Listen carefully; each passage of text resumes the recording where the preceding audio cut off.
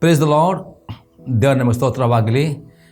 ಬಿಡುಗಡೆ ಸಂದೇಶ ಕಾರ್ಯಕ್ರಮಕ್ಕೆ ನಾನು ನಿಮ್ಮೆಲ್ಲರನ್ನು ಯೇಸು ಕ್ರಿಸ್ತನ ಸ್ವಾಗತಿಸ್ತೇನೆ.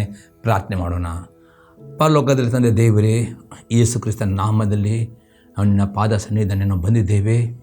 ನಾನು ಧ್ಯಾನ ಮಾಡಿದ ಸಂದೇಶವನ್ನು ನಿನ್ನ ಪವಿತ್ರಾತ್ಮನಲ್ಲಿ ಅಭಿಷೇಕಿಸು. ಪವಿತ್ರನ ನಿನ್ನ ಸ್ವಾಗತಿಸ್ತೇನೆ. ನಮ್ಮ ಒಳ್ಳೆಯ ಬೋಧಕನಾದಿಕೊಂಡು ಇವತ್ತಿನ ಸಂದೇಶ ಮುಖಾಂತರವಾಗಿ ನಿನ್ನ ಜನ ಸಂಗಡ ಮಾತನಾಡು. ಪವಿತ್ರಾತ್ಮನೇ, ಈವಾಗ ಕೆಲವು ಪ್ರತಿಯೊಂದು ಆತ್ಮಗಳಿಗೆ ಜೀವವನ್ನು, ಪ್ರೋತ್ಸಾಹವನ್ನು, ಭಕ್ತಿ ಅಭಿವೃದ್ಧಿಯನ್ನು ಉಂಟು ಮಾಡಿ ನಾನು ಬಿಡುಕೊಳ್ತೇನೆ ಯೇಸು ಕ್ರಿಸ್ತನ ನಾಮದಲ್ಲಿ, ಆಮೇನ್. ಇವತ್ತು ನಾವು ಧ್ಯಾನ ಮಾಡ್ತೇವೆ ಕೀರ್ತನೆ ಪುಸ್ತಕ 91, ಅದರಲ್ಲಿ 5ರಿಂದ 8ನೇ ವಾಕ್ಯ. ಇವರಲ್ಲಿ ಭಯ ಹುಟ್ಟಿಸುವ ಯಾವುದಕ್ಕೂ, ಹಗಲಲ್ಲಿ ಆರಿ ಬರುವ ಬಾಣಕ್ಕೂ, ಕತ್ತಲಲ್ಲಿ ಸಂಚರಿಸುವ ವಿಪತ್ತಿಗೂ, ಹಾನಿಕರದ ಮಧ್ಯದಿಂದ ಕೇಡಿಗೂ ಅಂಜ ಕಾರಣವಿಲ್ಲ. ನಿನ್ನ ಮಗುಲಲ್ಲಿ 1000 ಜನರು, ನಿನ್ನ ಬಲಗಳಲ್ಲಿ 10,000 ಜನರು ಸತ್ತು ಬಿದ್ದರೂ ನಿನಗೇನು ತಟ್ಟದು.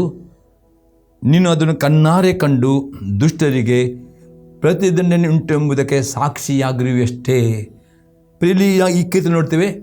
ಇವರಲ್ಲಿ ಭಯ ಹುಟ್ಟಿಸ ಯಾವುದಕ್ಕೂ, ಆಗಲಿ ಆರಿ ಬರೋ ಬಾಣಕ್ಕೂ ನೀವು ಅಂಜಬೇಕೆಂದಿಲ್ಲ. ಹಾಗಾದರೆ ಈ ವಾಗ್ದಾನ ಪ್ರೇರೆ, ಈ 5ನೇ 8ನೇ ವಾಕ್ಯದ ವಾಗ್ದಾನವು ನಿಮ್ಮದು ನೀವು ಮಾಡಿಕೊಳ್ಳಬೇಕು.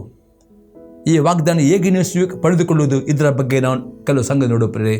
ಮೊದಲನೇ ಸಂಘ ನೋಡ್ತೇವೆ, ಎಂದಿಗೂ ನೀವು ಭಯ ಪಡಬಾರದು. ನಾವು ನೋಡ್ತೇವೆ ಯೋಬನ ಪುಸ್ತಕ 3ನೇ ಅಧ್ಯಾಯದಲ್ಲಿ 25ನೇ ವಾಕ್ಯ. ನನಗೆ ಭಯವು ಹುಟ್ಟಿದೊಡನೆಯೇ ಆಪತ್ತು ಸಂಭವಿಸುವುದು. ನಾನು ಯಾವುದಕ್ಕೆ ಎದುರುತ್ತೇನೋ ಅದು ತಪ್ಪದೇ ಬರುವುದು. ಪ್ರೇರೆ, ಭಯ ಎಂಬುದು ದುಷ್ಟ ಆತ್ಮವಾಗಿದೆ. ಈ ದುಷ್ಟ ಆತ್ಮ ಪ್ರೇರೆ ನಿಮಗೆ ಮನಸ್ಸಿಗೆ ಭಯದ ಆಲೋಚನೆ ತರುವಾಗ ನೀವು ಕೂಡಲೇ ಪ್ರೇರೆ ದೇವರ ವಾಕ್ಯನ ಅರಿಕೆ ಮಾಡಿಕೊಂಡು ಅದು ನಿರಂತರ ಪ್ರಾರ್ಥನೆ ಮಾಡಿ ಅದನ್ನೆಲ್ಲ ಸ್ತುತಿ ಮಾಡಿ ಆ ಭಯದ ಆಲೋಚನೆ ನಿಮ್ಮ ಮನಸ್ಸು ತೆಗೆದು ಹಾಕಲೇಬೇಕು ಪ್ರೇರೆ. ಒಂದು ವೇಳೆ ಆ ಭಯದ ಆಲೋಚನೆ ಒಳಗೆ ಹೋಗಿ ಕೂತ್ಕೊಂಡು ಅದನ್ನು ಧ್ಯಾನ ಮಾಡುವುದರೆ ಯೋಬ ಹೇಳ್ತಾನೆ, ನಾನು ಯಾವುದೇ ಭಯ ಪಡುತ್ತೇನೋ ಹಾಗೇ ಸೈತಾನನು ಅಟ್ಯಾಕ್ ಮಾಡಲಿಕ್ಕೆ ಬರಲಾಗಿದೆ. ಸೈತಾನು ಪ್ರೇರೆ ನಿಮ್ಮನ್ನು ಅಟ್ಯಾಕ್ ಮಾಡದಂತೆ ಅಥವಾ ಆಕ್ರಮಣ ಮಾಡದಂತೆ ಅವನಿಗೆ ಯಾವ ಅವಕಾಶ ಸಿಗಬಾರದು. ಒಂದು ಅವಕಾಶ ಸಿಗುವುದು ಇಲ್ಲಿ ಯೋಬನ ಜೀವಿತ ನೋಡ್ತೇನೆ. ಯೋಬನ ಹೇಳ್ತಾನೆ, ಅದು ಇಷ್ಟೆಲ್ಲ ಅವನ ಮಕ್ಕಳು ಸತ್ತು ಹೋದರು, ಅವನ ಮನೆಯು ಅವನ ನಷ್ಟ ಆಯಿತು. ಕಾರಣ ಅವನು ಹೇಳ್ತಾನೆ, ನನಗೆ ಭಯ ಅವನಿಗೆ ಇತ್ತು, ಅವನ ಮಕ್ಕಳು ಪಾಪ ಮಾಡುತ್ತಾರೆ ಎಂಬುದಾಗಿ ಅವನಿಗೆ ಭಯ ಇತ್ತು. ಬರೇ ಆ ಭಯ ಅವನಿದ್ರ ನಿಮಿತ್ತಾಗಿ ಆ ಮಕ್ಕಳು ಪಾಪ ಮಾಡಿದಾಗ ಶಿಕ್ಷೆ ಅವರಿಗೆ ಬಂತು. ಬರೀ ಇಲ್ಲದೆ ಆ ರೀತಿ ಆಗ್ತಿಲ್ಲ. ಯಾಕಂದರೆ ಯೋಬನಿಗೆ ಗೊತ್ತುಂಟು ತನ್ನ ಮಕ್ಕಳು ಪಾಪ ಮಾಡ್ತಾರೆ ಎಂಬುದಾಗಿ ಅವನು ಪ್ರಾರ್ಥನೆ ಮಾಡಿ. ಅದೇ ಭಯ ಇತ್ತು ಅವನಿಗೆ, ಪಾಪ ಶಿಕ್ಷೆ ಬರ್ತೇವೆ ಭಯದ ನಿಮಿತ್ತಾಗಿ ಅವನಿಗೆ ಅವನ ಮಕ್ಕಳಿಗೆ ಹಾಗೇ ಬಂತು. ಅದಕ್ಕೋಸ್ಕರ ನಿಮಗೆ ಎಂದಿಗೂ ಭಯ ಬರಬಾರದು. ಭಯ ಸೈತನು ತರುತ್ತಾನೆ. ಆ ಭಯದ ಆಲೋಚನೆ ನೀವು ಒಳಗೆ ಕೂತ್ಕೊಳ್ಳಿಕ್ಕೆ ಬಿಡದೆ 20 ಗಂಟೆ ಒಳಗೆ ಅದನ್ನು ನಿಮ್ಮ ಮನಸ್ಸನ್ನ ತೆಗೆದು ಹಾಕಲಿಕ್ಕೆ ಹೋರಾಟ ಮಾಡಬೇಕು ಪ್ರೇರೆ. ವಾಕ್ಯದ ಮುಖಾಂತರ, ಅರಿಕೆ ಮಾಡೋದ್ರ ಮುಖಾಂತರ, ಪ್ರಾರ್ಥನೆ ಮಾಡೋದ್ರ ಮುಖಾಂತರ, ಅನ್ಯ ಭಾಷೆ ಪ್ರಾರ್ಥನೆ ಈ ರೀತಿ ಮಾಡಿ ಅದು ಹೊರಗೆ ಹಾಕಬೇಕು. ಇಲ್ಲದೆ ಅದು ಒಳಗೆ ಕೂತ್ಕೊಂಡ್ರೆ ಅಲ್ಲಿ ಸದ್ಯ ಅಟ್ಯಾಕ್ ಮಾಡಲ್ಲ. ಅದಕ್ಕೆ ನನಗೆ ಭಯ ಹುಟ್ಟಿದೊಡನೆ ಆಪತ್ತು ಸಂಭವಿಸುವುದು, ನಾನು ಯಾವುದಕ್ಕೆ ಎದುರುತ್ತೇನೋ ಅದು ತಪ್ಪದೇ ಬರುವುದು ಎಂಬುದಾಗಿದೆ ಪ್ರೇರೆ. ಎಂದಿಗೂ ಭಯ ಪಡಬೇಡ್ರಿ. ದೇವರು ನಿಮ್ಮ ಸಂಗಡ ಇದ್ದಾನೆ ಎಂಬುದು ದೃಢವಾಗಿ ನಂಬಬೇಕು. ಯಾಕಂದರೆ ಯಾರು ಯೂಸ್ಕೊಂಡು ನಂಬಿಕೆ ಇಟ್ಟಿದ್ದಾರೋ ಅವರ ಆತ್ಮದಲ್ಲಿ ದೇವರು ನಿಮ್ಮ ಸಂಗಡ ಇದ್ದಾನೆ, ಎಂದಿಗೂ ಆತ ನಿಮ್ಮನ್ನು ಕೈ ಬಿಡುವುದಿಲ್ಲ ಎಂಬುದಾಗಿ ದೃಢವಾಗಿ ನಂಬಬೇಕು. ಆ ನಂಬಿಕೆನೇ ಮಾತನಾಡಬೇಕು. ಅಪನಂಬಿಕೆ ಭಯ ಆಲೋಚನೆ ಬಂದರೆ ನೀವು ಮಾತನಾಡ್ತೀವಿ, ಭಯ ಮಾತನಾಡುವವರು ಮಾತನಾಡಿದರೆ ಆಲೋಚನೆ ಮಾಡಿ ಸೈತನಿಗೆ ಅವಕಾಶ ಸಿಗ್ತದೆ. ನಿಮ್ಮ ಅಟ್ಯಾಕ್ ಮಾಡೋದಕ್ಕೆ ಜಾಗರೂಕರಾಗಿ ನಿಮ್ಮ ಮನಸ್ಸು ಕಾಪಾಡಿಕೊಳ್ಳೋ ಅದು ಇಂಪಾರ್ಟೆಂಟ್ ಆಗಿದೆ ಪ್ರೇರೆ. ಇನ್ನೊಂದು ಎಕ್ಸಾಂಪಲ್ ನೋಡ್ತೇವೆ, ಐಜಯ ಪ್ರವಾದನೆ ಪುಸ್ತಕ 51ನೇ ಅಧ್ಯಾಯದಲ್ಲಿ 12ರಿಂದ 16ನೇ ವಾಕ್ಯ ತನಕ. ನಾನೇ ನಿನ್ನನ್ನು ಸಂತೈಸುವವನಾಗಿರುವಲ್ಲಿ ಮೃತ ಮನುಷ್ಯನಿಗೆ ಹುಲ್ಲಿನ ಗತಿಗೆ ಬರುವ ನರಜನ್ಮದಲ್ಲಿ ಭಯಪಡು ನೀನು ಎಂಥವನು. ಪ್ರೇರೆ, ದೇವರೊಬ್ಬನೇ ನಿಮ್ಮನ್ನು ಸಂತೈಸುವವನಾಗಿದ್ದಾನೆ. ಮನುಷ್ಯನಿಗೆ ಭಯ ಪಡಬೇಡಿರಿ, ಬರೀ ದೇವರಿಗೆ ಮಾತ್ರ ಭಯ ಪಡಿರಿ. ದೇವರು ಸರ್ವಸತ್ತು ನಿಮ್ಮ ಸಾಧಕ್ಕೆ ಇಲ್ಲಿ ಹೇಳ್ತಾನೆ, ನಾನೇ ನಿನ್ನನ್ನು ಸಂತೈಸ್ತೇನೆ. ಅದು ಯಾಕೆ ನೀನು ಎಂದಿಗೂ ಭಯಪಡಬೇಡಿ. ಭಯ ಎಂಬುದು ದುರಾತ್ಮವಾಗಿದೆ. ಆ ದುರಾತ್ಮನೆ ಅಟ್ಯಾಕ್ ಮಾಡಿ ಆತನು ಆಲೋಚನೆ ತರುತ್ತಾನೆ. ಅದಕ್ಕೆ ಆಲೋಚನೆಗೂ ಅವಕಾಶ ಕೊಡಿರಿ. ಬಾಯಿಲೂ ಮಾತನಾಡಬೇಡಿರಿ. ಮುಂದಕ್ಕೆ ಹೋಗೋ 13 ವಾಕ್ಯ.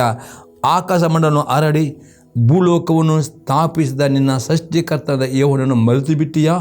ನಾಶ ಮಾಡಬೇಕಾದ ಬಾಣವನ್ನು ಹೂಡುವ ಹಿಂಸಕನ ಕ್ರೋಧ ದಿನವೆಲ್ಲ ಎಡೆಬಿಡಿ ಅಂಜುತ್ತೀಯಾ? ಆ ಹಿಂಸನ ಕ್ರೋಧ ಎಲ್ಲಿ ತಾನೇ ಇದೆ? ಇಲ್ಲಿ ನೋಡ್ತೇವೆ, ದೇವರನ್ನು ಮರೆತು ಬಿಡಬಾರ್ದು. ದೇವರು ನಿಮ್ಮ ಸಂಗಡ ಇದ್ದಾನೆ. ದೃಢವಾಗಿ ನಂಬಿಕೆ ಮಾಡಿ ದೇವರ ವಾಕ್ಯ ಹೆಚ್ಚಾಗಿ ಓದಬೇಕು. ಆ ನಂಬಿಕೆ ಬರಬೇಕಾದರೆ, ಆ ಧೈರ್ಯ ಬರಬೇಕು. ದಿನಾಳು ತಪ್ಪದೆ ವಾಕ್ಯವನ್ನು ಓದುವ ಅಭ್ಯಾಸ ಮಾಡಿ. ಅಲ್ಲೇ ಓದಬೇಕು. ಕೀರ್ತನೆ ಪುಸ್ತಕ ಓದಬೇಕು. ದಿನಾಳು ಜ್ಞಾನೋಕ್ತಿ ಓದಬೇಕು. ಹಾಗೆ ಹೊಸ ಮಡಿಕೆ ಓದಬೇಕು. ಹೀಗೆ ಆದಷ್ಟು ಬೈಬಲ್ ಓದುವ ಅಭ್ಯಾಸ ಮಾಡಿ. ಸ್ವತಃ ಎಷ್ಟು ವಾಕ್ಯ ಓದುತ್ತೀರೋ ವಾಕ್ಯದ ಅಷ್ಟು ನಿಮ್ಮಲ್ಲಿ ನಂಬಿಕೆ ಬರ್ತದೆ, ಧೈರ್ಯ ಬರ್ತದೆ. ವಾಕ್ಯ ನಿಮ್ಮಲ್ಲಿ ಕಡಿಮೆ ಇದ್ದರೆ ಮಾತ್ರವೇ, ವಾಕ್ಯ ಓದಿದರೆ ಮಾತ್ರ ಸೈತಾನಿಗೆ ಅವಕಾಶ ಸಿಗ್ತದೆ. ನಿಮ್ಮ ಮನಸ್ಸಲ್ಲಿ ಭಯ ಹಾಕೋದಕ್ಕೆ ಅದಕ್ಕೆ ಅವಕಾಶ ಸಿಗುತ್ತೆ. ವಾಕ್ಯ ಹೆಚ್ಚು ಓದಿರಿ. ದೇವರ ಮಧ್ಯೆ ನಿಮ್ಮ ಸಂಗಡ ಇದ್ದಾನೆ. ಆತನ ನಿಮ್ಮಲ್ಲಿ ಕೈ ಬಿಡುವುದಿಲ್ಲ. ಆತನು ನಿಮ್ಮನ್ನು ಪ್ರೀತಿಸ್ತಾನೆ. ಆತನ ಮಗನ ದೇಶಕ್ಕೆ ನಂಬಿಕೆ ಕೊಡುತ್ತಾರೆ. ಆತನು ನಿಮ್ಮ ಸಂಗಡ ಇದ್ದಾನೆ ಎಂದು ನಂಬಬೇಕು. ಅದನ್ನ ವಾಕ್ಯದೆ, ಸೆರೆಯಲ್ಲಿ ಕುಗ್ಗಿರುವನು ಸಹಾಯನ್ನು, ಪಾತಲೆಗೆ ಇಳಿಯನು, ಬೇಗನೆ ಬಿಡುಗಡೆ ಆಗೋನು, ಅವನಿಗೆ ಅನ್ನದ ಕೊರತೆ ಇರೋದು. ಪ್ರೇಯಲ್ಲಿ ಅಂದರೆ ಯಾವ ಕಷ್ಟದಲ್ಲಿದ್ದರೆ ದೇವರು ಬಿಡುಗಡೆ ಕೊಡುತ್ತಾನೆ ನಂಬುವರಾಗಬೇಕು ಎಂಬುದಾಗಿ ನಾವು ನೋಡ್ತೇವೆ. 15ನೇ ವಾಕ್ಯ. ಅಲೆಗಳು ಬರಗರಿಯುವಷ್ಟು ಸಮುದ್ರವನ್ನು ರೇಗಿಸುವ ನಿನ್ನ ದೇವರಾದ ಯೆಹೋವನು ನಾನೇ. ಸೇನಾಧೀಶ್ವರ ಎಂಬುದು ನನ್ನ ನಾಮದೆ ಅಂದರೆ ದೇವರು ತಾನೇ. ಅಂದರೆ ದೇವರ ಅಪ್ಪಣೆಯಲ್ಲಿದೆ. ಯಾವ ಕಷ್ಟಗಳು ಯಾವುದೂ ಬರುವುದಿಲ್ಲ. ಅದಕ್ಕೆ ದೇವರೇ ಸರ್ವಶಕ್ತರೆಂಬುದನ್ನು ನಂಬಬೇಕು ಪ್ರೇರೆ. ಮತ್ತು ನಾವು ನೋಡ್ತೇವೆ, ಅದನ್ನು ನೋಡಿ ಭಯಪಡಬಾರದು. 15ನೇ ವಾಕ್ಯ. ಆಕಾಶ ನಿಲ್ಲಿಸಬೇಕಂತಲೂ ಭೂಲೋಕವನ್ನು ಸ್ಥಾಪಿಸಬೇಕಂತಲೂ ಜೀವನಿಗೆ ನಿನ್ನ ಜನವೆಂದು ಹೇಳಬೇಕಂತಲೂ ನಿನ್ನ ಬಾಯಲ್ಲಿ ನನ್ನ ಮಾತನ್ನಿಟ್ಟು ನನ್ನ ಕೈಯಲ್ಲಿ ನಿನ್ನನ್ನು ಹುದುಕಿಸಿದ್ದೇನೆ. ಇದರ್ಥ ಪ್ರೇರೆ, ಪ್ರತಿಯೊಂದು ಸಂಗತಿಗೂ ದೇವರೇ ಕಾರಣನು. ದೇವರ ಅಪ್ಪಣೆಯಲ್ಲಿ ಏನೂ ಮಾಡಲಿಕ್ಕೆ ಸಹಿತ ಆಗುವುದಿಲ್ಲ. ಅದಕ್ಕೆ ಸಮಸ್ಯೆ ನೋಡಿಕೊಂಡು ನೀವು ಹೆದರಬಾರದು. ಅದೇ ಬದಲಾಗಿ ದೇವರು ನಿಮ್ಮ ಬಾಯಲ್ಲಿ ವಾಕ್ಯ ಇಟ್ಟಿದ್ದಾರೆ ಎಂಬುದಾಗಿ 15ನೇ ವಾಕ್ಯ. ನಿಮಗೆ ಈ ಅಧಿಕಾರ ಕೊಟ್ಟಿದ್ದಾನೆ. ಆಕಾಶ ನಿಲ್ಲಿಸಬೇಕೆಂದರೂ ಭೂಲ ಸ್ಥಾಪಿಸಬೇಕಾದ್ರು ಶಿವನಿಗೆ ನಿನ್ನ ಜನದ ಹೇಳಬೇಕಾದ್ರೆ ನಿನ್ನ ಬಾಯಲ್ಲಿ ನನ್ನ ಮಾತುಗಳಿಟ್ಟೆ ಅಂತ ಅರ್ಥ. ನೀವು ಹಗಲು ರಾತ್ರಿ ಈ ವಾಕ್ಯನ ಓದಿಕೊಂಡ್ರೆ ಮಾತ್ರ, ನೀವು ತುಂಬಿಕೊಂಡ್ರೆ ಮಾತ್ರ ಆ ವಾಕ್ಯ ನಿಮ್ಮ ಬಾಯಲ್ಲಿ ಮಾತನಾಡಲಿಕ್ಕೆ ಸಾಧ್ಯ. ಈ ವಾಕ್ಯ ನೀವು ಮಾತನಾಡೋದ್ರೆ ವಾಕ್ಯ ಎಷ್ಟು ಶಕ್ತಿ ಉಂಟು ಪ್ರೇರೆ. ಇಲ್ಲದ್ರೆ ಅದು ನಿಮ್ಮ ಸಮಸ್ಯೆಯನ್ನು ಆ ಆಕಾಶ ನಿಲ್ಲಿಸೋದಕ್ಕೆ, ಅಂದರೆ ಆ ರೇಗ ಸಮುದ್ರ ನಿಲ್ಲಿಸೋದಕ್ಕೆ, ಸೈತಾನ ಅಪ್ಪಣೆ ಕೊಡಲಿಕ್ಕೆ, ರೋಗಕ್ಕೆ ಅಪ್ಪಣೆ ಕೊಡಲಿಕ್ಕೆ ವಾಕ್ಯಕ್ಕೆ ಅಧಿಕಾರ ಉಂಟು. ನಿಮಗೆ ರೋಗ ಬರೋನು ಹೇಳಬೇಕು ಸೈತಾನಿಗೆ, ರೋಗವೇ ನಿನಗೆ ನನ್ನ ಮೇಲೆ ಅಧಿಕಾರ ಹೇಗೆ ಬಂದಿದೆ ಎಂದು ನೀವು ಆ ರೋಗಕ್ಕೆ ಅಪ್ಪಣೆ ಕೊಡಬೇಕು. ನೀವು ದೇವರ ವಾಕ್ಯ ವಿಧೇಯರಾದರೆ, ನಾನು ದೇವರ ವಾಕ್ಯ ವಿಧೇಯನಾಗಿದ್ದೇನೆ, ರೋಗ ನನ್ನ ಮೇಲೆ ಅಧಿಕಾರ ಇವಿಲ್ಲ ಎಂಬುದೇ ರೋಗಕ್ಕೆ ಮಾತನಾಡಿ ಕೂಡ ಆ ರೋಗವನ್ನು ನಿಮ್ಮ ಶರೀರದ ಹೊರಗೆ ಹಾಕಬೇಕು. ಅಷ್ಟು ವಾಕ್ಯ ಮಾತನಾಡಬೇಕು, ವಾಗ್ದಾನ ಮಾತನಾಡಬೇಕು ಪ್ರೇರೆ. ಯಾವ ಸಮಸ್ಯೆ ನೋಡಿಕೊಂಡು ಸಮಸ್ಯೆ ಮಾತನಾಡಬೇಡಿ.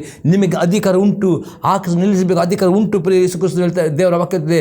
ಅದಕ್ಕೆ ನಿಮ್ಮ ವಾಕ್ಯ ಕೊಟ್ಟು ಅದೇ ವಾಕ್ಯ ಮಾತಾಡಬೇಕಾದರೆ ಹೃದಯದಲ್ಲಿ ವಾಕ್ಯ. ಅದಕ್ಕೆ ಅಪೊಸ್ತಲ ಪೌಲನು ಕೊಲೊಸ್ಸೆಯವರಿಗೆ 3ನೇ ಅಧ್ಯಾಯದಲ್ಲಿ ಕ್ರಿಸ್ತನ ವಾಕ್ಯವು ನಿಮ್ಮ ಸಮೃದ್ಧಿಗೆ ವಾಸನೆ, ಹೊಸ ಒಡಂಬಡಿಕೆ ಓದಿ ದೇವರ ವಾಕ್ಯ ಹೊಸ ಒಡಂಬಡಿಕೆ ಆದಷ್ಟು ತುಂಬಲ್ಪಟ್ಟರೆ ಮಾತ್ರವೇ ಬಾಯಲ್ಲಿ ವಾಕ್ಯ ಉಕ್ಕಿಗಳು ಬರ್ತವೆ. ಆ ವಾಕ್ಯದಲ್ಲಿ ಜೀವ ಉಂಟು, ವಾಕ್ಯದಲ್ಲಿ ಅಧಿಕಾರ ಉಂಟು. ವಾಕ್ಯ ಮಾತನಾಡುವುದರೆ ಆಕಾಶ ನಿಲ್ಲಿಸಲಿಕ್ಕೂ ಅಧಿಕಾರ ಉಂಟು ಎಂಬುದಾಗಿ ಐಜಾಯ ಪ್ರವಾದಿ ಈ ರೀತಿ ನಮ್ಮ ಮಾತುಗಳಾದಾಗ ಯಾವ ಸಮಸ್ಯೆ ನೋಡಿ ಭಯಪಡಬೇಡ್ರಿ. ಭಯಕ್ಕೆ ಅಪ್ಪಣೆ ಕೊಡಿ. ದೇವರನ್ನು ಕೊಟ್ಟ ಆತ್ಮ, ಧೈರ್ಯದ ಆತ್ಮ, ಬಲ ಪ್ರೀತಿಯ ಆತ್ಮ ಕೊಟ್ಟು ನನಗೆ ಮಾತನಾಡುವುದರೆ ಎಲ್ಲವನ್ನು ನೀವು ನಿಲ್ಲಿಸಲಿಕ್ಕೆ, ಎಲ್ಲ ರೋಗಕ್ಕೆ ಅಪ್ಪಣೆ ಕೊಡಲಿಕ್ಕೆ, ಸೈತಾನ ಅಪ್ಪಣೆ ಕೊಡಲಿಕ್ಕೆ ನಿಮಗೆ ಅಧಿಕಾರ ಉಂಟು. ಯಾವುದು ನಿಮ್ಮನ್ನು ಬಾಧಿಸಲಿಕ್ಕೆ ಆಗುವುದಿಲ್ಲ. ಯಾಕಂದರೆ ಯೇಸು ಕ್ರಿಸ್ತನು ಹೇಳ್ತಾನೆ ನಿಮಗೆ ಅಧಿಕಾರ ಕೊಟ್ಟಿದ್ದಾನೆ. ಅಧಿಕಾರ ಸಲ್ಲಿಸಬೇಕಾ, ವಾಕ್ಯ ತುಂಬಬೇಕು, ವಾಕ್ಯ ಮಾತನಾಡಬೇಕು. ಮತ್ತು ಅದೇ ನನ್ನ ಕೈಯಲ್ಲಿ ನಿಮ್ಮನ್ನು ಹುದುಗಿಸಿದ್ದೇನೆ. ದೇವರು ಅಷ್ಟು ನಿಮ್ಮನ್ನು ತನ್ನ ಕೈಯಲ್ಲಿ ಇಟ್ಟಿದ್ದಾನೆ. ಅದಕ್ಕೋಸ್ಕರ ಯಾವ ಕೇಡಿಗೂ ಯಾವ ರೋಗಕ್ಕೂ ಭಯಪಡಬಾರದು ಎಂಬುದಾಗಿ ಐಜಾಯ ಪ್ರವಾದಿ ಹೇಳುತ್ತಾನೆ ಪ್ರೇರೆ. ಅದೇ ರೀತಿ ಕೀರ್ತನೆ 23ನೇ ಕೀರ್ತನೆ 4ನೇ ವಾಕ್ಯ, ಸಾಮ್ 23:4. ನಾನು ಕರಗತನ ಕಣಿವೆಯಲ್ಲಿ ನಡೆಯುವಾಗಲೂ ನೀನು ಹತ್ತಿರವಿರುವುದರಿಂದ ಕೇಡಿಗೆ ಹೆದರಿಯನು. ನಿನ್ನ ದೊಣ್ಣೆಯು ನಿನ್ನ ಕೋಲು ನನಗೆ ಧೈರ್ಯ ಕೊಡುತ್ತವೆ. ನಿಮ್ಮ ನಂಬಿಕೆಗೋಸ್ಕರ ಯಾವ ರೋಗಗಳು ಬಂದರೂ ನೀವು ಭಯಪಡಬಾರದು. ರೋಗಕ್ಕೆ ಭಯಪಡಬೇಡ್ರಿ, ಯಾವ ಆಪರೇಷನ್ಗೆ ಭಯಪಡಬೇಡ್ರಿ. ಭಯಪಟ್ಟದ ಹಾಗೆ ಆಗೋದಕ್ಕೆ ಅದಕ್ಕೆ ನೆನಪಿಟ್ಟುಕೊಡ್ರಿ, ದೇವರು ನಿಮ್ಮನ್ನು ಸಂರಕ್ಷಣೆ ಮಾಡ್ತಾನೆ, ದೇವರು ನಿಮಗೆ ಮಾರ್ಗದರ್ಶನ ಕೊಡುತ್ತಾನೆ. ದೇವರ ವಾಕ್ಯ ಹೆಚ್ಚಾಗಿ ಓದುವ ಅಭ್ಯಾಸ ಮಾಡಿರಿ, ವಾಕ್ಯ ಧ್ಯಾನ ಮಾಡುವ ಅಭ್ಯಾಸ ಮಾಡಿ. ಆ ದೇವರ ವಾಕ್ಯ ನಿಮಗೆ ಸಂರಕ್ಷಣೆ ಕೊಡುತ್ತದೆ. ಮಾತನಾಡುವಾಗ ದೇವರ ವಾಕ್ಯ ನಿಮಗೆ ಮಾರ್ಗದರ್ಶನ ಕೊಡುತ್ತದೆ ಪ್ರಿಯರೇ. ಅದೇ ಯಾವತ್ತಿಗೂ ನೀವು ಭಯಪಡಬಾರದು. ಭಯಪಟ್ಟರೆ ಮಾತ್ರವೇ ನಿಮಗೆ ಆಪತ್ತುಗಳು ಬರ್ತವೆ ಎಂಬುದೇ ಯೋಬನು ತನ್ನ ಅನುಭವದಲ್ಲಿ ಹೇಳ್ತಾನೆ ಪ್ರಿಯರೇ. ಹೊಸ ನೋಡುವ ಮತ್ತೇನೆ ಬರೆಸುವಾರ್ತೆ 28ನೇ ಅಧ್ಯಾಯದಲ್ಲಿ 20ನೇ ವಾಕ್ಯ. ನಾನು ನಿಮಗೆ ಆಜ್ಞಾಪಿಸಿದನ್ನೆಲ್ಲ ಕಾಪಾಡಿಕೊಳ್ಳುವುದಕ್ಕೆ ಅವರಿಗೆ ಉಪದೇಶ ಮಾಡಿರಿ. ನೋಡಿ, ನಾನು ಯುಗದ ಸಮಾಪ್ತಿಯವರೆಗೂ ಎಲ್ಲ ದಿವಸ ನಿಮ್ಮ ಸಂಗಡ ಇರುತ್ತೇನೆ ಎಂದು ಹೇಳಿದನು. ಯೇಸು ಕ್ರಿಸ್ತನು ತನ್ನ ಅಪೊಸ್ತಲರಿಗೆ ಹೇಳಿದನು, ಲೋಕ ಹೋಗಿ ಸುವಾರ್ತೆ ಸಾರಿರಿ, ಯಾರು ನಂಬುತ್ತಾರೆ ಅವರಿಗೆ ತಂದೆ ಮಗನ ಪವಿತ್ರ ದೀಕ್ಷೆಯನ್ನು ಕೊಡಿಸಿರಿ, ಅವರಿಗೆ ನಾನು ಎಲ್ಲ ಉಪದೇಶವನ್ನು ಅವರಿಗೆ ಬೋಧಿಸಿರಿ. ಮತ್ತು ಯಾರು ದೇವರ ವಾಕ್ಯವನ್ನು ನೀವು ವಿದ್ಯರಾಗ್ತಿರೋ 100% ಯೇಸು ನಿಮ್ಮ ಸಂಗಡ ಯುಗದ ಸಮಾಪ್ತಿವರೆಗೆ ಇದ್ದಾನೆ. ಭಯಪಡಬೇಡಿ ಪ್ರಿಯರೇ. ದೇವರ ವಾಕ್ಯ ಹೆಚ್ಚಾಗಿ ಓದಬೇಕು ಪ್ರಿಯರೇ. ಆ ಧೈರ್ಯ ಬರಬೇಕು. ಪುನಃ ನಮ್ಗೆ ಹೇಳ್ತೇನೆ ಪ್ರಿಯರೇ, ನಿಮ್ಗೆ ಆ ಧೈರ್ಯ ಬರಬೇಕಾ? ವಾಕ್ಯ ಓದುವ ಅಭ್ಯಾಸ ಮಾಡಿರಿ. ಸ್ವತಃವಾಗಿ ವಾಕ್ಯ ಓದಿ ಪ್ರಿಯರೇ. ಖಾಲಿ ಕೇಳುವುದು ಮಾತ್ರ ಅಲ್ಲ, ಕೇಳಬೇಕು, ಹಾಗೆ ಓದಬೇಕು ಪ್ರಿಯರೇ. ಸಿಸ್ಟಮೆಟಿಕ್ ಆಗಿ ಕ್ರಮಬದ್ಧವಾಗಿ ಓದುವ ಅಭ್ಯಾಸ. ಎಷ್ಟು ವಾಕ್ಯ ಓದುತ್ತೀರೋ, ಎಷ್ಟು ಧ್ಯಾನ ಮಾಡ್ತೀರೋ, ಎಷ್ಟು ವಾಕ್ಯ ನಿಮ್ಮ ಮನಸ್ಸಲ್ಲಿ ತುಂಬ, ಅಷ್ಟು ಆ ವಾಕ್ಯ ನಿಮಗೆ ನೆನಪು ಬರ್ತದೆ. ಆ ವಾಕ್ಯ ದೇವರ ಆತ್ಮ ಜ್ಞಾಪಕ ಇರ್ತದೆ. ಹಾಗೆ ವಾಕ್ಯ ಮಾತನಾಡಿರಿ, ವಾಕ್ಯ ನಂಬಿರಿ. ಯೇಸು ಕ್ರಿಸ್ತನು ಯುಗದ ಸಮಾಪ್ತಿ ನಿಮ್ಮ ಸಂಗಡ ಇದ್ದಾನೆ. ಆದ್ದರಿಂದ ಕೈ ಬಿಡುವುದಿಲ್ಲ. ಎಂದು ಯಾವ ಕೇಡಿಗೆ, ಯಾವ ರೋಗಕ್ಕೆ ಭಯಪಡಬೇಡ್ರಿ. ಆಗ ದೇವರ ಸಂರಕ್ಷಣೆ ನಿಮಗೆ ಸಿಗ್ತದೆ ಪ್ರಿಯರೇ. ನೀವು ಭಯಪಟ್ಟರೆ ಮಾತ್ರವೇ ಆ ದುರಾತ್ಮನ್ನು ನಿಮ್ಮ ಭಯಪಟ್ಟ ಹಾಗೆ ನಿಮಗೆ ಕೇಡನ್ನು, ರೋಗವನ್ನು ಬಂದು ಮರಣವನ್ನು ತರುತ್ತಾನೆ. ಅದಕ್ಕೆ ಭಯಪಡಬಾರದು, ಯಾವ ಕೇಡಿಗೂ ಭಯಪಡಬಾರದು ದೇವರ ವಾಕ್ಯ ಹೇಳ್ತೇವೆ ಪ್ರಿಯರೇ. ಇನ್ನೊಂದು ಎಕ್ಸಾಂಪಲ್ ನೋಡ್ತೇವೆ. ಯೋನ ಬರೆದ ಸುವಾರ್ತೆ 14ನೇ ಅಧ್ಯಾಯದಲ್ಲಿ 23ನೇ ವಾಕ್ಯ. ಯೇಸು ಅವನಿಗೆ, ಯಾರಾದರೂ ನನ್ನನ್ನು ಪ್ರೀತಿಸುವನಾದರೆ ನನ್ನ ಮಾತನ್ನು ಕೈಕೊಂಡು ನಡೆಯುವವನು, ಅವನು ನನ್ನ ತಂದೆಯು ಪ್ರೀತಿಸುವನು, ಮತ್ತು ನಾವಿಬ್ಬರು ಅವನ ಬಳಿಗೆ ಬಂದು ಅವನ ಬಳಿಯಲ್ಲಿ ಬಿಡಾರನ್ನು ಮಾಡಿಕೊಳ್ಳುವೆವು. ಇದು ಅತಿ ಸ್ಪಷ್ಟತಾನೆ. ತನ್ನ ನೀವು ನನ್ನ ಪ್ರೀತಿಸಿದರೆ ನನ್ನ ಆಜ್ಞೆ ಕೈಕೊಂಡು ನಡೆಯಬೇಕು. ಯಾರು ಪ್ರೇರೆ ನೀವು ದೇವರ ಪ್ರತಿ ಆಜ್ಞೆ ಕೈಕೊಂಡು ನಡೆಯುವುದಾದರೆ ಯೇಸು ಕ್ರಿಸ್ತನೇ, ನನ್ನ ತಂದೆ ನಿಮ್ಮನ್ನು ಪ್ರೀತಿಸ್ತಾನೆ, ಮತ್ತು ನಾವಿಬ್ಬರು ತಂದೆ ಮಗ ಪವಿತ್ರ ತ್ರೈಕ ದೇವರು ನಿಮ್ಮ ಆತ್ಮದಲ್ಲಿ ವಾಸ ಮಾಡುತ್ತವೆ.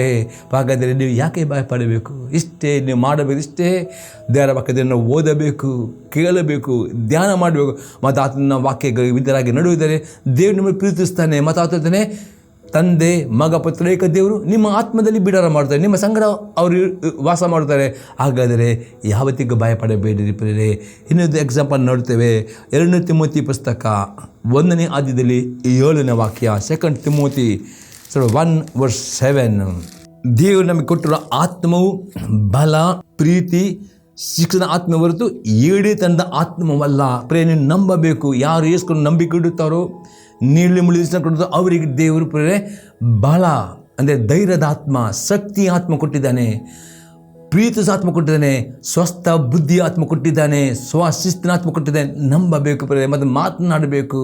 ಹೌದು, ದೇವರು ನನಗೆ ಶಕ್ತಿಯ ಆತ್ಮ ಕೊಟ್ಟಿದ್ದಾನೆ, ಬಲವನ್ನು ಕೊಟ್ಟಿದ್ದಾನೆ, ಬಲದ ಆತ್ಮ ಕೊಟ್ಟಿದ್ದಾನೆ, ಅಥವಾ ಧೈರ್ಯದ ಆತ್ಮ ಕೊಟ್ಟಿದ್ದಾನೆ, ಪ್ರೀತಿ ಆತ್ಮ, ಸ್ವಸ್ಥ ಬುದ್ಧಿ ಆತ್ಮ ಕೊಟ್ಟಿದ್ದಾನೆ. ಮಾತನಾಡಿರಿ.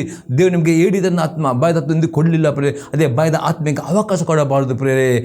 ಇನ್ನೊಂದು ಎಕ್ಸಾಂಪಲ್ ನೋಡೋ ಪ್ರಿಯರೇ. 1ನೇ ಬರ್ತದಕ್ಕೆ 4ನೇ ಅಧ್ಯಾಯದಲ್ಲಿ 16-18 ವಾಕ್ಯ. ದೇವರು ನಮ್ಮಲ್ಲಿಟ್ಟಿರುವ ಪ್ರೀತಿಯನ್ನು ನಾವು ತಿಳಿದುಕೊಂಡಿದ್ದೇವೆ, ಅದು ನಂಬಿದ್ದೇವೆ.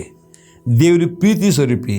ಪ್ರೀತಿಯಲ್ಲಿ ನೆಲೆಗೊಂಡಿರುವವನು ದೇವರು ನೆಲೆಗೊಂಡಿದ್ದಾನೆ, ದೇವರು ಅವನಲ್ಲಿ ನೆಲೆಗೊಂಡಿದ್ದಾನೆ. ಅಪ್ಪಸ್ಪರ್ಧೆ ದೇವರು ಪ್ರೀತಿ ಸ್ವರೂಪಿ. ಯಾರು ದೇವರನ್ನು ಪ್ರೀತಿಸ್ತಾರೋ, ಆತ್ಮ ಕೈಗೆ ನಡೆದ್ರು ಅವರು ದೇವರು ನೆಲೆಗೊಂಡಿದ್ದಾನೆ, ದೇವರು ಅವನಲ್ಲಿ ನೆಲೆಗೊಂಡಿದ್ದಾರೆ. ದೇವರು ನಿಮ್ಮ ಆತ್ಮ ನೆಲೆಗೊಳ್ಳಬೇಕು. ಒಂದೇ ಸೀಕ್ರೆಟ್ ಆಗಿದೆ, ದೇವರನ್ನು ಸಂಪೂರ್ಣ ಹೃದಯದಿಂದ, ಪ್ರಾಣದಿಂದ ಪ್ರೀತಿ ಮಾಡಬೇಕು. ಪ್ರೀತಿ ಮಾಡುವುದಂದರೆ ಆಜ್ಞೆ ಕೈಗೊಂಡು ನಡೆಯಬೇಕು. ಆಗ ದೇವರು ನೆಲೆಗೊಳ್ಳುತ್ತೀರಿ, ದೇವರು ತಂದೆ ಮಗ ಮೇಲೆ ನೆಲೆಗೊಳ್ಳುತ್ತಾರೆ ಎಂಬುದಾಗಿ ಇದು ಅರ್ಥವಾಗಿದೆ. 15ನೇ ವಾಕ್ಯ. ನಾನು ತೀರ್ಪಿನ ದಿನದಲ್ಲಿ ನಮಗಿರುವ ಧೈರ್ಯದಲ್ಲಿ ಆತನ ಪ್ರೀತಿ ನಮ್ಮ ಒಳಗೆ ಸಿದ್ಧಿಗೆ ಬಂತು. ಬರೀ ಈ ಧೈರ್ಯ ನಿಮಗಿರುವಾಗ ಎಂದಿಗೂ ನಿಮಗೆ ಭಯ ಬರುವುದಿಲ್ಲ, ಎಂದಿಗೂ ನಿಮಗೆ ನಾಯ್ತು ಅದು ಭಯ ಬರುವುದೇ ಇಲ್ಲ. ಯಾಕಂದರೆ ದೇವರನ್ನು ಪ್ರೀತಿಸಿರಿ, ಆತನ ವಿಧೇಯನಾಗಿದ್ದರೆ ಎಂದಿಗೂ ಸಹಿತ ನಿಮಗೆ ಅಟ್ಟಕ ಮಾಡಿ ಅವನಿಗೆ ಅಧಿಕಾರ ಇಲ್ಲವೇ ಇಲ್ಲ ಪ್ರಿಯರೇ. ಯಾಕೆಂದರೆ ಕ್ರಿಸ್ತನು ಎಂಥವನಾಗಿದ್ದು ನೀವು ಅಂಥವನಾಗಿ ಲೋಕದಲ್ಲಿದೆ. ಯಾಕಂದರೆ ಯೇಸು ಕ್ರಿಸ್ತನು ಭೂಮಿಯಲ್ಲಿ ಇರುವಾಗ ತನ್ನ ತಂದೆಯಾಗೆ ಅದರ ವಿಧಿಯನ್ನಾದರೂ ನಾವು ಸಹ ನಮ್ಮ ದೇವರಿಗೆ ವಿಧೇಯರಾಗುವುದು, ದೇವರ ಆಜ್ಞೆಗೆ ನಾವು ವಿಧೇಯರಾಗಿ ನಡೆಯಬೇಕು. ಯೇಸು ಕ್ರಿಸ್ತ ಹಾಗೆ ನಾವು ನಡೆಯುವರು ಆಗಬೇಕು ಅಂತ ಯೋಹನ ಹೇಳ್ತಾನೆ. ಪ್ರೀತಿ ಇರುವಲ್ಲಿ ಹೆದರಿಕಿಲ್ಲ. ನಿಜವಾದ ಪ್ರೀತಿ ಉಂಟು, ನಿಜ ದೇವರ ವಾಕ್ಯಕ್ಕೆ ವಿಧೇಯ ನಿಮ್ಮಲ್ಲಿ ಎಂದಿಗೂ ಹೆದರಿಕೆ ಇಲ್ಲ. ಮತ್ತು ಅಪೊಸ್ತಲನು ಏನು ಹೇಳ್ತಾನೆ, ಹೆದರಿಕೆಯು ಯಾತನೆ ಹೊಂದುತ್ತೇವೆ. ಒಂದು ವೇಳೆ ನಿಮ್ಮಲ್ಲಿ ಹೆದರಿಕೆ ಬಿಟ್ಟು ಹೋಗುವುದಿಲ್ಲ, ಅದನ್ನು ಇಲ್ಲಿ ಪರೀಕ್ಷೆ ಮಾಡಿ. ಕೆಲವು ಸಾರಿ ನೀವು ಅವಧಿಗೆ ನಮಗೆ ನಿಮಗೆ ಒಂದು ಭಯ ಬರುವುದಾದರೆ 20 ಗಂಟೆ ಒಳಗೆ ಹೋರಾಟ ಮಾಡಿ ಭಯದ ಆಲೋಚನೆ ನಿಮ್ಮಿಂದ ಮನಸ್ಸಿನ ಹೊರಗೆ ಹಾಕಬೇಕು. ಅದು ನೆಲೆಗಳಿಗೆ ಬಿಡಬಾರದು. ಹಾಗೆ ಹೋರಾಟ ಮಾಡಿ ಪ್ರೇಯರ್ ಮಾಡಬೇಕು, ಅನ್ಯ ಭಾಷೆ ಪ್ರೇಯರ್ ಮಾಡಬೇಕು, ಸ್ತುತಿ ಆರಾಧನೆ ಮಾಡಿ ವಾಕ್ಯ ಓದಬೇಕು. ಅಷ್ಟು ಮಾಡೋದು ಹೋಗಲಿಲ್ಲವಾದರೆ ನೀವು ಚೆಕ್ ಮಾಡಬೇಕು.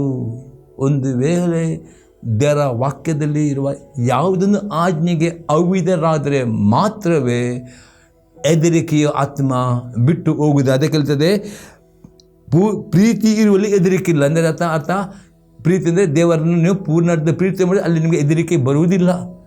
ಹೆದರಿಕೆಯು ಯಾತನೆ ಒಂದು ವೇಳೆ ಹೆದರಿಕೆ ಉಂಟು, ಅದು ನಿಮಗೆ ಯಾತನೆ ತರುತ್ತದೆ, ಅದು ಭಯ ತರುತ್ತದೆ. ಹಾಗೆ ಸಹಿತ ಅಟ್ಯಾಕ್ ಮಾಡಲಿಕ್ಕೆ ಅವಕಾಶ ಸಿಗ್ತದೆ. ಪೂರ್ಣ ಪ್ರೀತಿ ಹೆದರಿಕೆ ಹೊರಡಿಸಿಬಿಡ್ತದೆ. ಪೂರ್ಣ ಪ್ರೀತಿ ಅಂದರೆ ದೇವರ ಪ್ರತಿ ಆಜ್ಞೆಗೆ ವಿಧೇಯರಾದರೆ ಅದು ಆಟೋಮೆಟಿಕ್ ಹೆದರಿಕೆ ಆಗೋದೇ. ಒಂದು ವೇಳೆ ಹೆದರಿಕೆಯು ಹೋಗುವುದಿಲ್ಲವಾದರೆ ಬನ್ನಿರಿ, ತಡ ಮಾಡದೆ ದೇವರ ಬಗ್ಗೆ ಆದಷ್ಟು ಓದಿ, ಹೊಸ ಓದಬೇಕು, ಮತ್ತೆ ಅನುಭವಿಸುವ ಪ್ರಕರಣಗಳ ಓದಿರಿ, ಹುಡುಕಿರಿ, ಕೇಳಿರಿ. ದೇವರೇ ಇನ್ನು ಯಾವ ಆಜ್ಞೆ ಉಂಟು ದೇವರು ನಾನು ವಿಧೇಯನಾಗಬೇಕು. ದೇವರ ಓದುವಾಗ ಪ್ರಾರ್ಥನಾತ್ಮನಿಗೆ ತೋರಿಸಿಕೊಡುತ್ತಾನೆ. ಪ್ರತಿಯೊಂದು ಆಜ್ಞೆಗೆ, ಸಣ್ಣ ಆಜ್ಞೆ ಇರಬಹುದು, ದೊಡ್ಡ ವಿಧೇಯರಾಗುವುದರೆ ಪೂರ್ಣ ಪ್ರೀತಿಯು ಹೆದರಿಕೆಯನ್ನು ಹೊರಡಿಸಿ ಬಿಡುತ್ತದೆ. ಹೆದರುವವನು ಪ್ರೀತಿಯಲ್ಲಿ ಸಿದ್ಧಿಗೆ ಬಂದವನು. ಒಂದು ವೇಳೆ ಹೆದರಿಕೆ ಉಂಟು, ಅದರ್ಥ ನಿಮ್ಮಲ್ಲಿ ಪೂರ್ಣ ಪ್ರೀತಿ, ದೇವರ ಪೂರ್ಣ ಪ್ರೀತಿಯು ತುಂಬ ಪಡಲಿಲ್ಲ. ಅದಕ್ಕೆ ಹೆದರಿಕೆ ಬರ್ತಾಗಿದೆ. ಹೆದರಿಕೆ ಒಂದು ಆತ್ಮವಾಗಿದೆ. ಯಾವತ್ತೂ ಬೇಡಿರಿ. 91:5 ವಾಕ್ಯದ ಪ್ರಕಾರ ಯಾವ ಕೇಡಿಗೂ ಭಯಪಡಬೇಡಿ, ದೇವರು ನಿಮ್ಮ ಸಂಗಡ ಇದ್ದಾನೆ, ನಂಬಿರಿ. ಅದು ನಂಬಿಕೆ ಈ ರೀತಿ ಬರಬೇಕಾದರೆ ದೇವರ ವಾಕ್ಯಕ್ಕೆ ಪೂರ್ಣ ಮನಸ್ಸಿನ ವಿಧೇಯರಾಗಬೇಕು. ಆ ವಿಧೇಯತೆ ಇರುವಾಗ ಹೆದರಿಕೆಯು ವಾಸ ಮಾಡಲಿಕ್ಕೆ ಆಗುವುದಿಲ್ಲ. ಹೆದರಿಕೆಗೆ ಅಲ್ಲಿ ಅವಕಾಶ ಇರುವುದಿಲ್ಲ.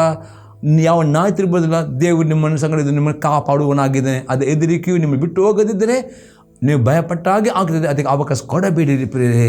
ಈಗ 2ನೇ ಸಂಗತಿ ನೋಡ್ತೇನೆ, ದೇವರು ತನ್ನ ಮಕ್ಕಳನ್ನು ರಕ್ಷಿಸುತ್ತಾನೆ. ಕೀರ್ತನೆ 50:23 ವಾಕ್ಯ.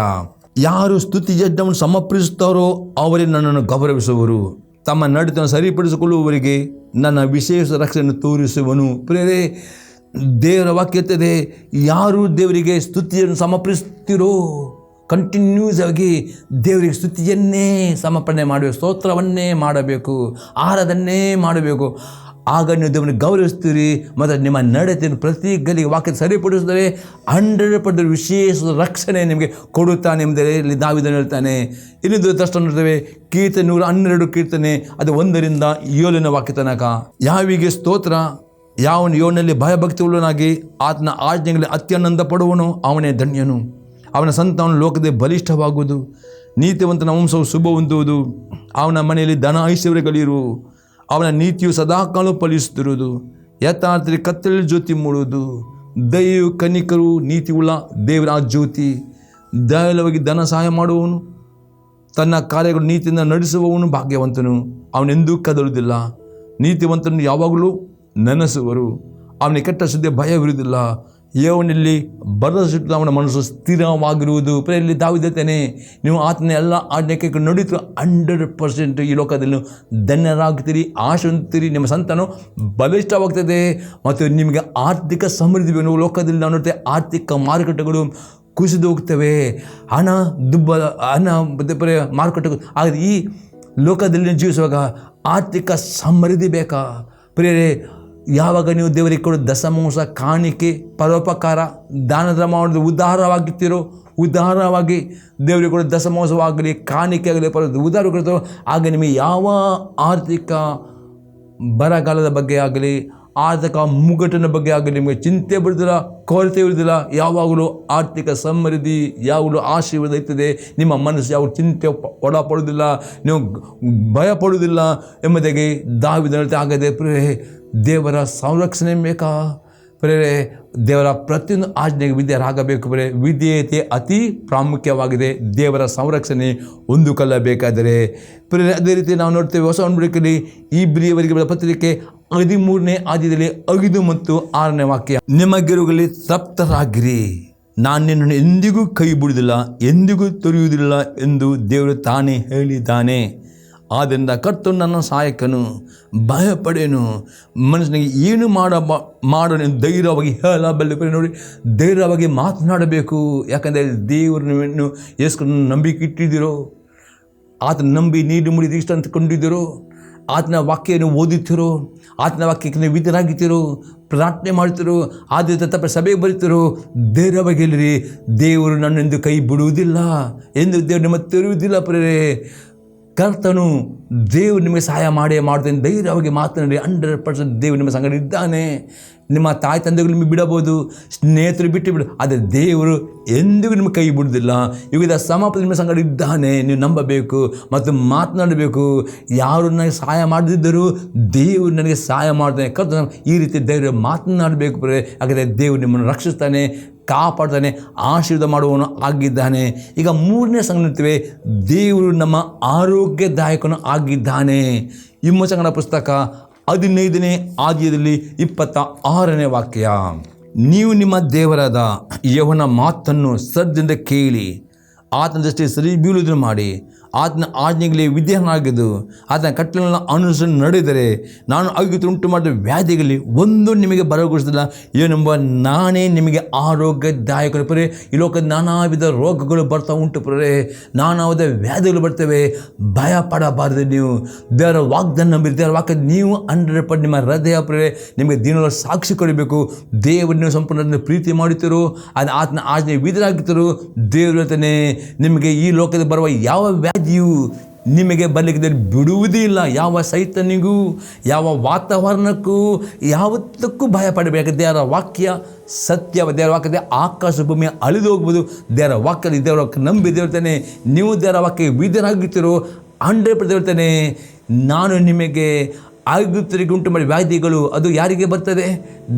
ಯಾರು ಯೇಸುವನ್ನು ನಂಬುವುದಿಲ್ಲ ಅವರಿಗೆ ಬರುತ್ತದೆ ವ್ಯಾಧಿಗಳು. ದೇವರನ್ನು ನಂಬುವವರಿಗೆ, ಯೇಸು ನಂಬುವವರಿಗೆ ಎಂದಿಗೂ ಬರುವುದಿಲ್ಲ. ಸ್ವೀಕಾರ ಮಾಡಬೇಡ್ರಿ. ಹೇಳಿರಿ, ರೋಗವೇ ನಿನಗೆ ನನ್ನ ಮೇಲೆ ಅಧಿಕಾರವಿಲ್ಲ. ನಾನು ಯೇಸು ನಂಬುತ್ತೇನೆ. ಆತ ನನ್ನ ಪಾಪಗಳಿಗೋಸ್ಕರ ರಕ್ತ ಕೊಟ್ಟಿದ್ದಾನೆ. ನನ್ನ ರೋಗಕ್ಕೋಸ್ಕರ ಆತ ಕಲ್ವರಿ ಶಿಲುಬೆಯಲ್ಲಿ ಚಡಿಯಟ್ಟು ತಿಂದು ನಂಬಿರಿ, ಮಾತನಾಡಿರಿ. ರೋಗವನ್ನು ಸ್ವೀಕಾರ ಮಾಡಬೇಡಿರಿ. ಎಂಥ ಡಾಕ್ಟರ್ ಪಡೆದ್ರೆ ಮೆಡಿಸಿನ್ ಮಾಡಿರಿ. ಮೆಡಿಸಿನ್ ಮಾಡಬೇಡ ಹೇಳಿದ್ರೆ ಅದು ರೋಗವನ್ನು ಎಕ್ಸೆಪ್ಟ್ ಮಾಡಿರಿ. ದೇವರು ನಿಮಗೆ ಆರೋಗ್ಯದಾಯಕ. ದೇವರು ನಮಗೆ ಆರೋಗ್ಯದಾಯಕ. ಆತನು ಹೇಳಿದ್ದಾನೆ, ಸತ್ಯವಾಗಿ ಹೇಳ್ತಾನೆ, ನೀವು ಆತನ ಆಜ್ಞೆಗೆ ವಿಧರಾಗುವುದರೆ ಆತನು ಹೇಳ್ತಾನೆ ನಾನು ನಿಮಗೆ ಆಗಿದ್ದು ಬರ ಮಾಡುವುದಿಲ್ಲ.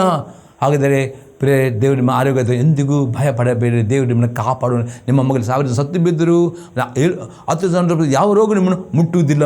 ಇದು ವಾಗ್ದಾನ ನಂಬಿರಿ. ಇನ್ನೊಂದು ನೋಡ್ತೇವೆ ವಿಮೋಚಕ 23, 25 ಮತ್ತು 26ನೇ ವಾಕ್ಯ, ನಿಮ್ಮ ದೇವರಾದ ಯೆಹೋವನೊಬ್ಬನನ್ನೇ ಆರಾಧಿಸಬೇಕು, ಆಗ ಆತ ನಿಮ್ಮ ಅನ್ನ ಪಾನವನ್ನು ಆಶೀರ್ವದಿಸುವನು, ನಿಮ್ಮೊಳಗೆ ಯಾವ ವ್ಯಾಧಿ ಉಂಟಂತೆ ಮಾಡುವನು. ಪ್ರೇರೆ ದೇವರು ನಿಮ್ಮನ್ನು ವ್ಯಾಧಿ ಉಂಟಂತೆ ಏನು ಮಾಡಬೇಕಿದೆ? ದಿನಾಳು ದೇವರನ್ನು ಪ್ರಾರ್ಥನೆ ಮಾಡುವವರಾಗಬೇಕು. ಸ್ತುತಿ ಆರಾಧನೆ ಅತಿ ಪ್ರಾಮುಖ್ಯ. ದೇವರನ್ನು ಆತ್ಮದಿಂದಲೂ ದೇವರ ವಾಕ್ಯ ವಿಧೇಯಕೊಂಡು ದಿನಾಲು ವೈಯಕ್ತಿಕವಾಗಿ ಕುಟುಂಬವಾಗಿ ಆದುತರ ಸಭೆಯಾಗಿ ಸೇರಿ ಆತನ ಆರಾಧನೆ ಮಾಡಿರಿ. ಯಾವ ದೇವರನ್ನ ಆರಾಧನೆ ಮಾಡಿ ಆತ್ಮದಿಂದಲೂ ದೇವರ ವಿಧ ಆರಾಧನೆ ಮಾಡ್ತಿರೋ ದೇವ್ರ ನಿಮ್ಮ ಅನ್ನ ಪಾನ ಆಶೆ ನಡೆಯುತ್ತೆ. ಲೋಕದಲ್ಲಿ ನಾವು ಸೇರಿದ ಪ್ರತಿಯೊಂದು ಆಹಾರದಲ್ಲಿ ಎಲ್ಲ ಕೆಮಿಕಲ್ ಉಂಟು. ಅದೇ ದೇವರ ವಾಕ್ಯ ಇರ್ತದೆ.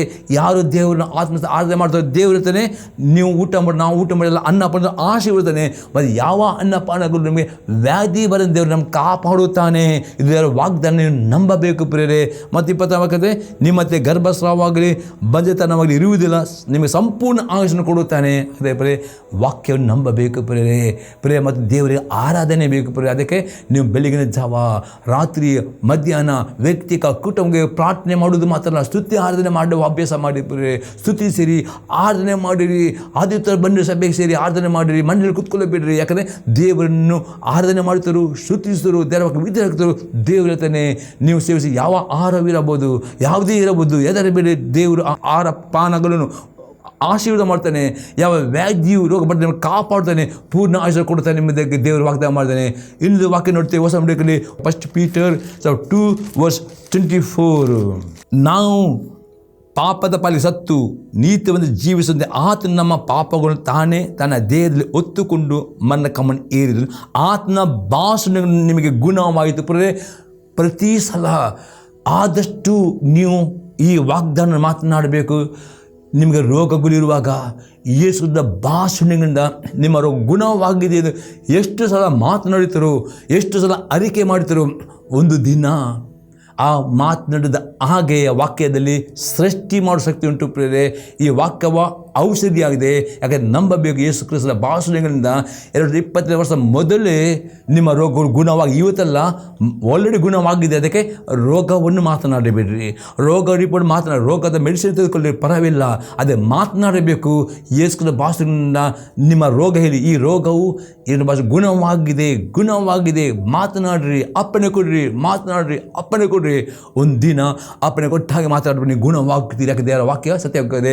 ನಿಮ್ಮ ಮಗಳು 1000 ಸತ್ತು ಬಿದ್ದರು, ಯಾವ ರೋಗ ನಿಮಗೆ ಮುಟ್ಟುವುದಿಲ್ಲ. ಮತ್ತು ದೇವರು ನಿಮ್ಮ ಆರೋಗ್ಯದಾಯಕ ನಿಮ್ಮನ್ನು ಗುಣಪಡಿಸೋಣ. ಈ ರೀತಿ ಈ 91 ಕೀರ್ತನೆ 5-8 ವಾಕ್ಯವನ್ನು ನಿಮ್ಮ ಜೊತೆ ಹೊಂದಿಕೊಳ್ಳಿರಿ. ದೇವರು ಸತ್ಯವಂತ, ದೇವರು ನಿಮ್ಮನ್ನು ಆಶೀರ್ವಾದ ಮಾಡಲಿ. ಪ್ರಾರ್ಥನೆ ಮಾಡುವ ನಿಮ್ಮ ಈ ಜೀವನದಲ್ಲಿ ಸಂಧೆ ಉತ್ತೇಜನವಾದರೆ ನಿಮ್ಮ ಅಭಿಪ್ರಾಯ ತಿಳಿಸಿರಿ. ನಿಮಗೆ ವ್ಯಕ್ತಿಗ ಪ್ರಾರ್ಥನೆ ಬೇಕಾದ್ರೆ ಫೋನ್ ಮಾಡಿ, ನಿಮಗೆ ಒಟ್ಟಿಗೆ ನಾವು ಪ್ರಾರ್ಥನೆ ಮಾಡುವನಾಗಿದ್ದೇನೆ. ಪ್ರಾರ್ಥನೆ ಮಾಡೋಣ. ತಂದೆ ದೇವರ ಸ್ತೋತ್ರವನ್ನು ಕೊಂಡಾಡ್ತಿದ್ದೇವ. ಈ ಸದ್ಯ ಮುಖದಿಂದ ಮಾತುಗಳು ಕೇಳಿದ ನಿನ್ನ ವೀಕ್ಷಕರಿನ ಧೈರ್ಯವನ್ನು ಕೊಟ್ಟಿದ್ದಿ, ನಮಗೆ ಕೊಟ್ಟಿದ್ದಿ ದೇವ. ಯಾರಾದರಿದ್ದವ ರೋಗಿಗಳು ಇರ್ತಾರೆ, ಅವರಿಗೆ ದೇವ ವಾಕ್ಯದ ಮುಖಾಂತರ ಗುಣ ಮಾಡಿದೆವ. ವಾಕ್ಯದ ಮುಖಾಂತರ ಅವರಿಗೆ ಬಿಡುಗಡೆ. ಯಾವ ರೋಗವೂ ದೇವ ಈ ವೀಕ್ಷಕರ ಮೇಲೆ ಇರದಂತೆ ನಿನ್ನ ಕಾಪಾಡಿದೆವ. ಯಾಕೆ ನಿನ್ನ ವಾಕ್ಯ ಸತ್ಯವಾಗಿದೆ. ನಿನ್ನ ಕೇಳಿದ ನಿನ್ನ ಈ ವೀಕ್ಷಕರು ವಾಕ್ಯವನ್ನು ಮಾತನಾಡುವಂತೆ, ವಾಕ್ಯವನ್ನು ಓದುವಂತೆ, ವಾಕ್ಯ ಧ್ಯಾನ ಮಾಡಿ ನಿನ್ನ ಕೊಟ್ಟ ಆರೋಗ್ಯವನ್ನು ಹೊಂದಿಕೊಳ್ಳುವಂತೆ ಪ್ರತಿಯೊಬ್ಬರಿಗೆ ಕೃಪೆಯನ್ನು ಕೊಡಬೇಕು. ಮತ್ತು ಪ್ರತಿಯೊಬ್ಬ ವೀಕ್ಷಕರಿರೋ ಪ್ರತಿ ರೋಗಗಳು ಗುಣ ಮಾಡಬೇಕು ಅಂತ ಬೇಡ್ಕೊಳ್ತೇನೆ. ಪ್ರತಿಯೊಬ್ಬರನ್ನು ಆಶೀರ್ವಾದ ಮಾಡಬೇಕು ಅಂತ ಬೇಡ್ತೇನೆ. ಪ್ರತಿಯೊಬ್ಬರನ್ನು ಸಂರಕ್ಷಣೆ ಮಾಡಬೇಕು ಅಂತ ಬೇಡ್ಕೊಳ್ತೇನೆ.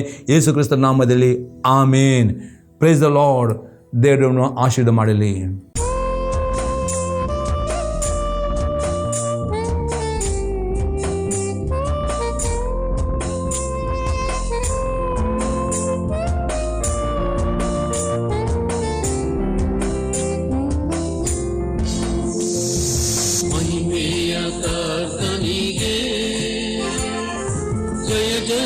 ಜಯವೆನ್ನಿರಿ, ಜಯ ವೀರ ದೇವನಿಗೆ ನಿತ್ಯ ಸ್ತುತಿ